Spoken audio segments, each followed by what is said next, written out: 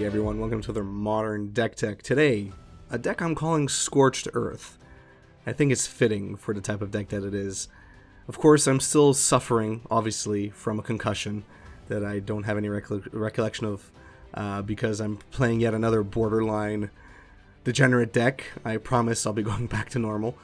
But I really want to try this deck out. I asked on my Twitter several weeks back what cards you wish were played in Modern but don't have some sort of viable deck around, and someone showed me Contaminated Ground. Now, I'm going to show you that card in just a second, but I took a look at the deck that they tried and decks that others had tried with it in the past, and I'm like, okay, alright, let's do this. I had a few ideas already popping up in my head. I'm like, okay, what can we do that's not fully degenerate? So let's get into it. Before we do, though, if you haven't already subscribed to my channel, I would really appreciate your support today. Hitting that red subscribe button down below. It really goes a long way for this channel, helps others find it. Hitting the like button as well, thumbs up, that really helps me out as well. So really appreciate a few seconds there to click those buttons. Thank you. Alright, so the trial and error. So the final Scorched Earth version, final Scorched Earth deck that you'll be seeing is Jund colors, alright? So red, black, and green. But before that, it was a 4-color deck. I really tried to make it work. Let's look at Contaminated Ground for a second. So for one, colors in the black, Enchantment Aura, Enchant Land. Enchanted Land is a swamp. So this very much is like Spreading Seas in the sense that that land is no longer what it was, it's now just a swamp. And it produces black. Whenever Enchanted Land becomes tapped, its controller loses 2 life. So you have this kind of like life-taxing ability built into Contaminated Ground. Of course, it doesn't cantrip. If it did, then this card would have seen way more play in Modern. But it doesn't, unfortunately. Your opponent just loses 2 life each time that land is tapped. But okay, you could build a deck around it. There's also Pooling Venom, which has basically the same effect, but it doesn't convert the land into a swamp, unfortunately. If it did, this deck would have definitely packed Pooling Venoms as well, but as it stands, as much as I tried to make it work, just Pooling Venom was just too much all in on this life loss plan. Original decks that were playing Contaminated Ground also were playing Early Frost and Giga Drowse and other spells that essentially forced your opponents to tap permanents. So even if they worked around this particular land that was contaminated, you could still force them to tap. I tried it out, really tried to make it work, but it didn't. It did not. I tried a lot, really hard. In fact, when I was brewing with this deck, it reminded me of Is It Giants, which I deck teched earlier in the year, which, by the way, you should check out. That deck tech is on my channel. The deck was really fun, but I tried a lot of things before I got to that last, viable, version of it. So it was the same thing here. So there was also some restrictions. So, I mean, there were some cards that I simply did not want to play.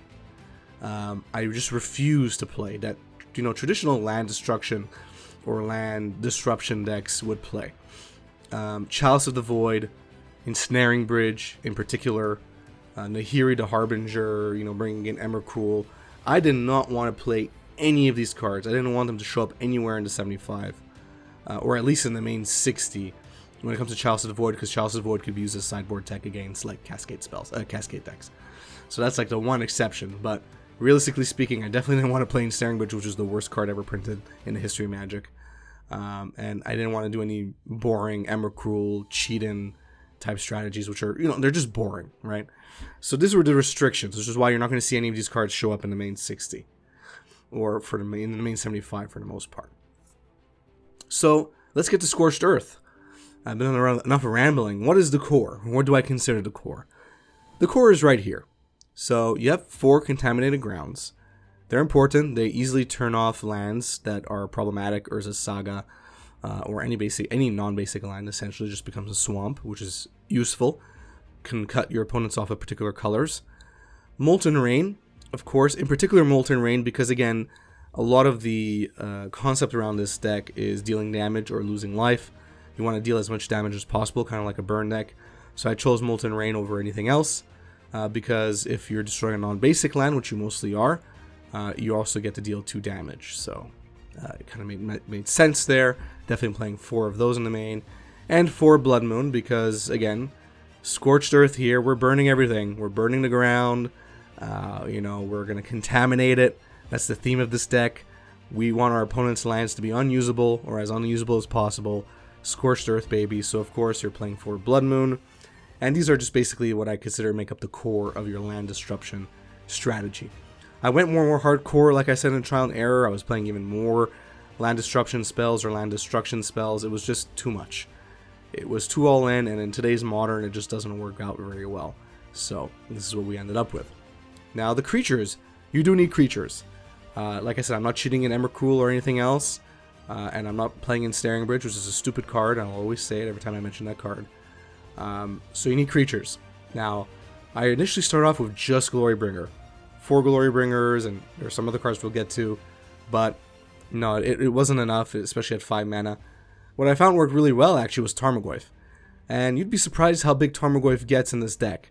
You have enchantments, you have quite a few enchantments in this deck. A lot of them will, be removed, discarded, whatever it may be. They're going to end up in your graveyard. There's artifacts on the side. So your Tarmogoyfs actually get pretty big pretty quickly. So Tarmogoyf's actually a great beater, a great finisher. Glorybringer, of course, coming at 5 mana. If your opponent doesn't have any permission up, this is going to be pretty hard to remove, especially late game when this is really going to be hitting.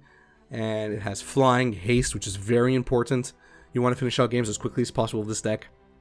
And haste really goes a long way. You need it to make an impact the minute it hits the battlefield. The fact that it has pseudo creature removal, dealing 4 damage if you exert it, also very useful, comes in very handy. So Glorybringer really pulling its weight in this Scorched Earth setup. You also have removal, more traditional removal. Surprisingly, I had to do it. I knew one day one of the Zeniths would end up in my Modern decks, and this was the day. Because I'm playing 2 of Red Sun Zenith, and there's a good reason for that. Because of the way this deck plays, and because of the restrictions that I put on myself, because I didn't want it to be all out degenerate, because it would be very, it would go against everything I stand for. It would be very hypocritical. I still needed more reach to close out some games, especially games against control decks. So, Red Sun Zenith, as a spell that, can come back, when you cast it and it resolves, it gets shuffled back into your library. The later the game goes, the more lands you have on the battlefield, the more damage you could deal with this. So all of a sudden it becomes no joke when you're dealing 5-6 damage late game, where you've already taxed your opponent of life with contaminated ground, stone, molten rain and all that, and lightning bolts and your creatures, whatever it may be. Red Sun Zenith actually becomes a big problem. I've even had opponents that surgically extracted Red Sun Zenith because they didn't want to see it.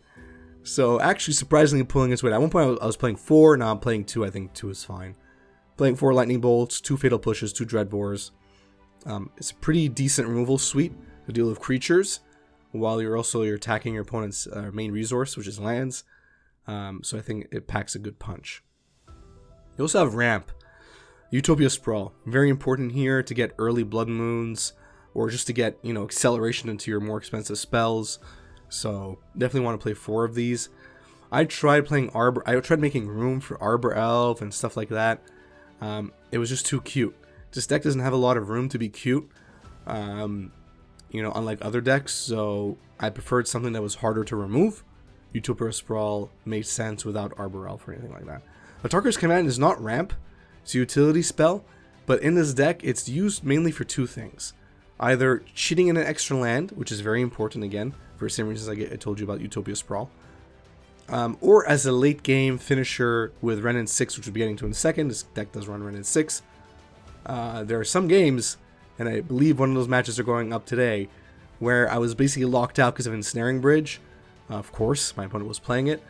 But my Renin 6 ultimate, I ultimated my Renin 6, and I just kept recurring Atarka's Command from my graveyard, and I killed my opponent that way. Very hilarious. They were very deserving of it for playing Ensnaring Bridge. But yeah, Atarka's Command those are really the 2 modes we'll be playing most of the time. Gain Life has been used a few times when in my testing, but those are really the 2 modes, so that's why I put in the ramp section. Don't call me crazy. Like I said, we're playing Renin 6 here. We're playing 4 of. Again, many of the reasons I've already mentioned throughout this deck tech. I don't necessarily repeat it. Helps you get your land drops all the time. Very important. You definitely don't want to miss land drops here. You want to stay ahead of your opponents as much as possible. And Render 6 allows you to do that. If you get it to ultimate, which I did many times, that's great because you can start recurring destruction spells from your graveyard or a Tarkus command to kill out your opponent without actually attacking. The lands, nothing too crazy here. You're playing quite a few shocks, quite a few fetches. This mana base can be painful. I'm not playing any check lands or anything like that because for all the reasons I've said so far, keeping this consistent, you need your mana immediately. No waiting game. If it's turn 4 and you don't get your 4th drop, that could be like a game loss. So no check lands. Every land that you have can be played when you draw it. I am playing one basic of each because, if your opponent is also trying to lock you out of colors, you definitely want to have a basic to go get for Field of Ruin and all that. So that's why I'm playing one of each. It's fine. It'll be rare where they're in your opening hand. You can't use it. It's worth the payoff of being able to get them in late game. Also, if you want to save some life, instead of going in a shock, you go get a basic. The sideboard. No Chalice of the Void, luckily, but you might have to play one, depending on how much Cascade spells are going around. So I'm playing 2 Grafdigger's Cage, Veil of Summer, Life Goes On for life gain, because like I said, when you're playing against burn and aggro, definitely going to want extra life gain on your side. And you could gain anywhere between 4 and 8 life with Life Goes On, anywhere between 5 and 10 life with Feed the Clan. So, very impactful sideboard spells. Cindervine's Abrupt Decay to deal with artifacts, enchantments, or other creatures. And Kozilek's Return to deal with go ride strategies, or getting rid of a core Firewalker or whatever. This is colorless damage, so protection from red does nothing. And there you go. The matchups.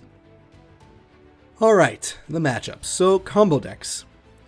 Most combo decks, if you could stay ahead of them and cut them off their colors, you're in pretty good shape because they're not going to be able to do anything. Blood Moon, Molten Rain, Contaminated Grounds, everything, all of those 3 spells, the core of this deck, will really screw up your combo opponents. So as long as those are in your opening hand or early on in the game and you can get ahead of your opponent and they don't block, they don't counter it, you're in really good shape. So I think your combo matchup is relatively good.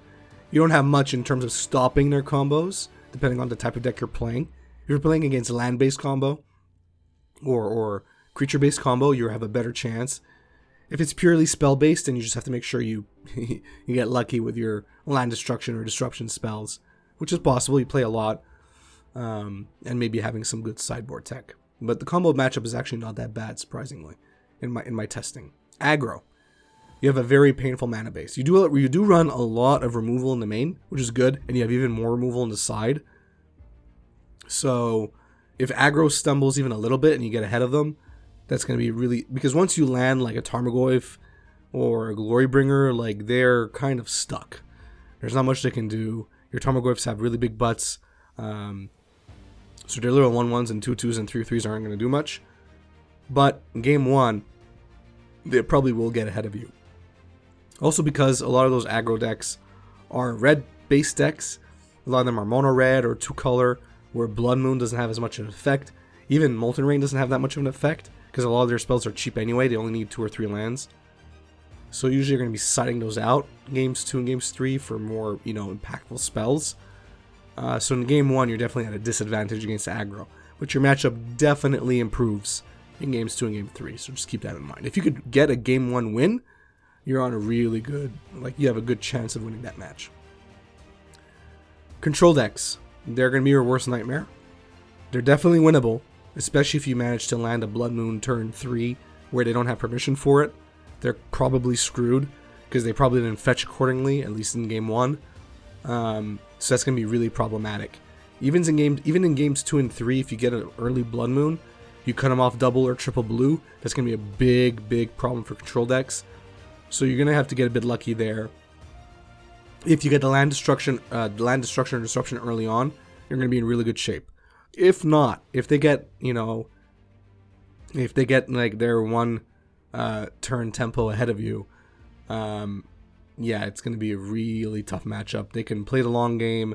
They have a lot of removal. They have a lot of board wipes. You don't have a lot of creatures. You might have to win in more creative ways. So So I wouldn't say it's the best matchup in the world.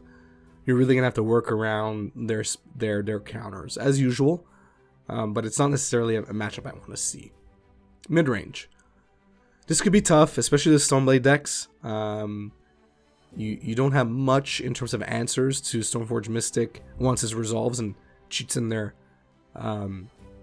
artifact. That being said, if, even early land disruption, like a destroy land or turn their plains into a swamp, that could really throw them off.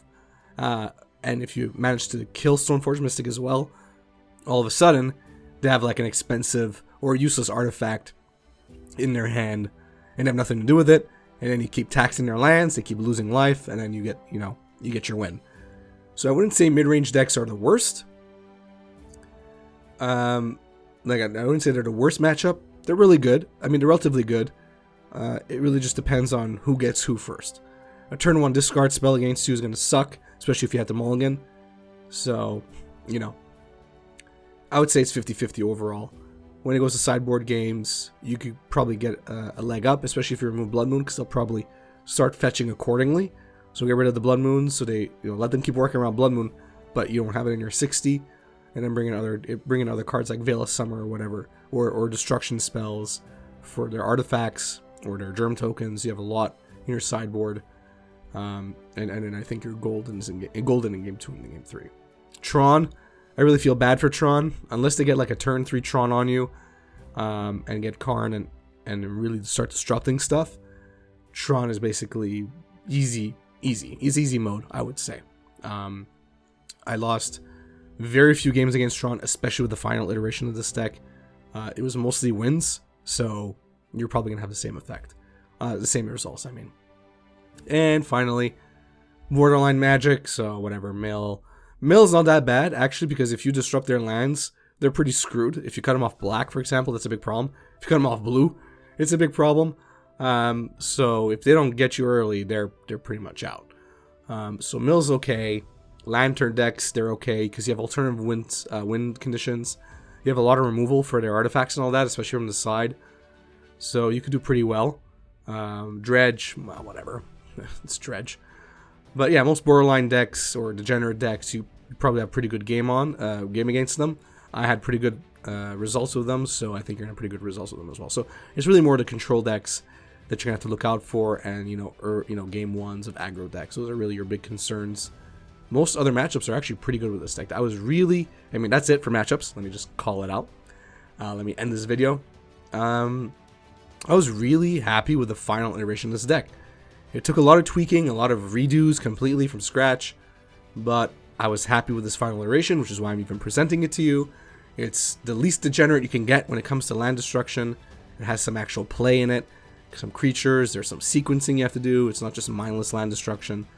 Not even playing boom bust or busting boom bust, nothing. Just some good magic for the most part, which is what I like, and I hope you enjoyed as well. Give it a shot.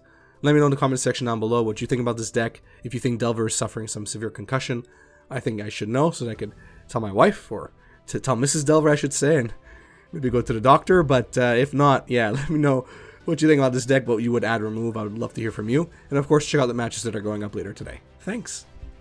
If you enjoyed this video, please give it a thumbs up. If you enjoy my content in general, please subscribe and hit that notification bell. It really goes a long way. It helps me out a lot.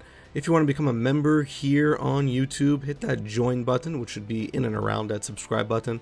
Check out the different membership tiers and the different perks you get at each tier.